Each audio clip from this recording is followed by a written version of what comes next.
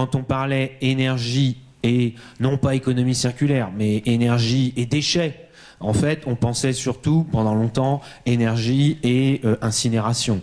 Hein, c'est-à-dire, en fait, le contraire, quand même, globalement, de l'économie circulaire, puisque s'agissait de détruire les déchets et de les réduire en cendres, puisqu'évidemment, rien ne disparaît pour autant.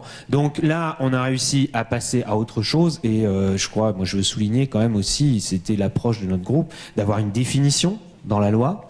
On a voulu éviter le piège aussi de la mesure un peu gadget. Et moi, je veux dire à cette occasion que notre approche, elle est toujours un peu la même. Et sur ce texte, c'est quand même toujours un subtil dosage, on va dire, entre l'incitation et la contrainte. Je pense qu'il faut parler clair. On ne peut pas être simplement dans l'incitation. Moi, je le dis très clairement, sur ce sujet-là comme sur d'autres, si on n'est que dans l'incitation, on sait bien que ça restera expérimental et souvent marginal, que ça mettra énormément de temps.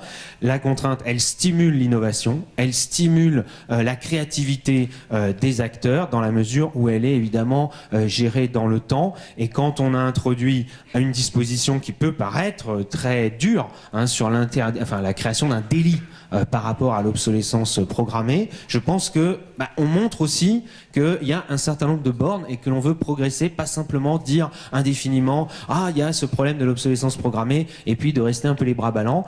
Et je finirai sur cette question qui est de mobiliser tout le monde. Parce que là, je le dis en tant que politique, en tant qu'élu, le piège, c'est de tout rejeter à la fin sur le consommateur. Et le consommateur, par ailleurs, contribuable.